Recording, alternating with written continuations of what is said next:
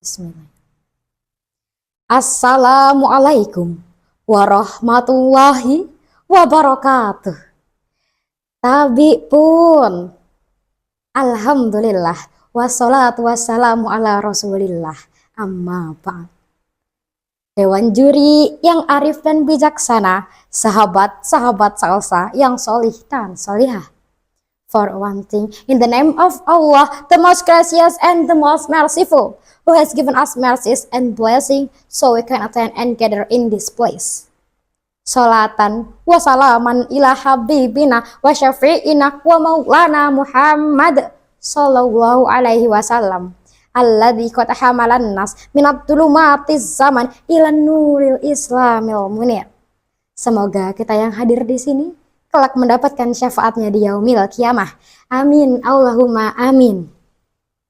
Hadirin, dalam kesempatan yang luar biasa ini, saya, Salsabila Ermanika Putri dari SMA Negeri 1 Metro Lampung akan menyampaikan sebuah pidato dengan tema Peluang dan Tantangan AI bagi Pemuda Muslim. Brother and sister, sekarang ini kita hidup di era global village yang dikenal dengan zaman now. Zaman yang dipenuhi dengan jejak-jejak digital, zaman komunikasi yang dilakukan dengan sangat mudah. Di mana melemahnya batas-batas nasional, menghilangnya identitas budaya lokal dan meningkatnya migrasi internasional. Hadirin, kita hidup di zaman modern berbasis digitalisasi. Hampir di setiap aspek kehidupan manusia membawa kita ke era di mana teknologi kecerdasan buatan, artificial intelligence atau AI, telah menjadi bagian yang tak terpisahkan dari rutinitas sehari-hari. Zaman di mana kita dihadapkan dengan tantangan moral yang semakin kompleks. Arus budaya Barat dan Yahudi masuk ke Indonesia tanpa filter, merusak moral generasi bangsa, merubah tatanan budaya, produk digitalisasi semakin marak dikonsumsi.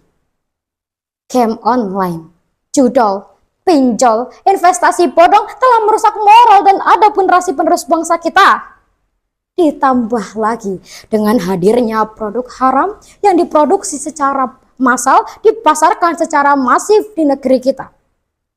Narkoba, ganja, psikotropika, ekstasi, dan lain-lain.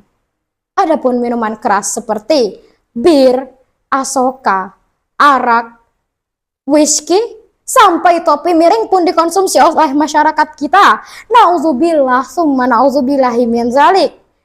Sangat ironis dan miris, moral generasi bangsa kita, tatanan budaya kita dirusak oleh bangsa asing.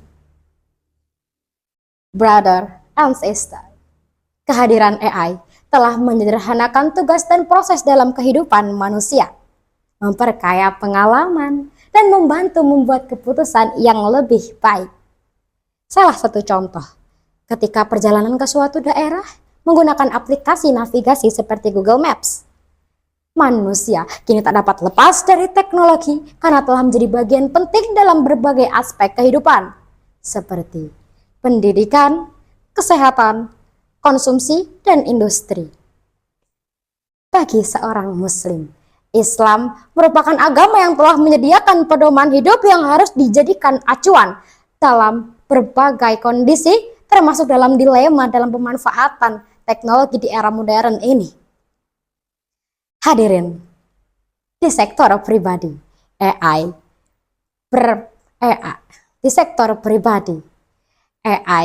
berperan sebagai personalisasi pengalaman pengguna, seperti dalam rekomendasi musik.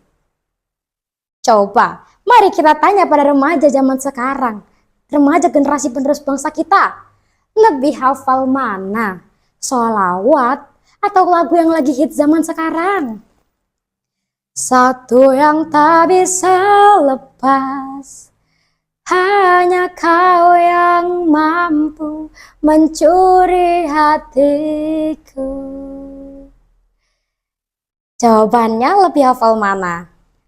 Nah, hadirin pun sudah bisa memprediksinya, betul? Di sektor industri, AI digunakan untuk otomatisasi dan peningkatan efisiensi. Di bidang kesehatan, AI membantu dokter untuk mendiagnosis penyakit dan juga merancang perawatan.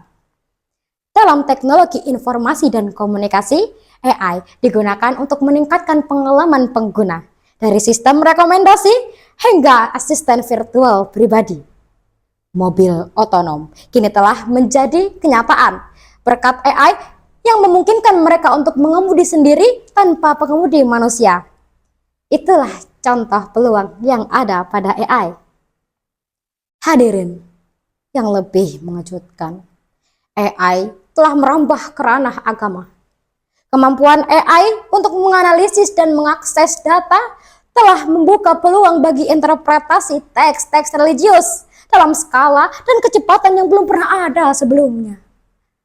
Lantas, bagaimana agama dan pemuda muslim dapat beradaptasi dengan AI yang sangat meningkat dalam masyarakat? Apa tantangan terbesar yang dihadapi oleh agama dan pemuda muslim di era digitalisasi AI ini?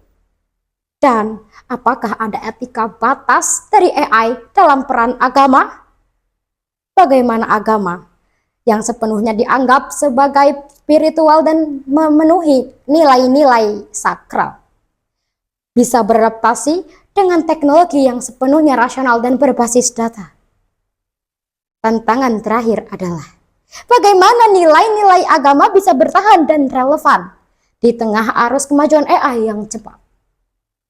Dengan munculnya pertanyaan-pertanyaan ini, Salsa akan memberikan gambaran komprehensif tentang peluang dan tantangan AI bagi pemuda muslim. Brother and sister, dalam hal interpretasi dan pemahaman teks agama, AI telah membuka cakrawala baru. Selama berabad-abad, tugas ini telah menjadi domain para ulama dan teolog. Selama bertahun-tahun, mereka menghabiskan tahunnya untuk mempelajari dan memahami teks-teks suci. Namun, AI mampu untuk mengolah dan menganalisis data dalam jumlah besar dengan cepat dan efisien dalam hitungan detik. Brother and sister, oleh karenanya, mari kita sebagai generasi muda penerus bangsa tingkatkan iman dan akhlak kita kepada Allah Subhanahu wa Ta'ala. Karena sejatinya AI dan agama tidak bisa saling bertolak belakang. Sebaliknya, AI dan agama bisa saling memberikan wawasan yang kaya. Sebab manusia adalah khalifah dan AI tidak dapat menggantikan peran utama manusia. Karena AI tidak memiliki akal dan moralitas. Sebagaimana yang telah dijelaskan Allah dalam Al-Quran, surah At-Tahrim penggalan ayat 6 yang berbunyi, A'udzu billahi minasyaitonir rajim. Ya ayyuhalladzina amanu qu anfusakum wa ahlikum naro. Al-ayah, sadaqallahul azim. Hai orang-orang beriman, peliharalah dirimu dan keluargamu dari api neraka yang bahan bakarnya dari batuan dan manusia. Cukup sekian yang dapat Salsa sampaikan, kurang lebihnya mohon maaf. Sebelum ditutup, Salsa punya pantun. Menggoreng ikan dicampur boba, digoreng terpisah tidak menyatu. Cukup sekian dari Salsa, semoga mendapat juara 1. Wal akhir, wallahu muwaffiq ila aqwamit thoriq. Wassalamualaikum warahmatullahi wabarakatuh.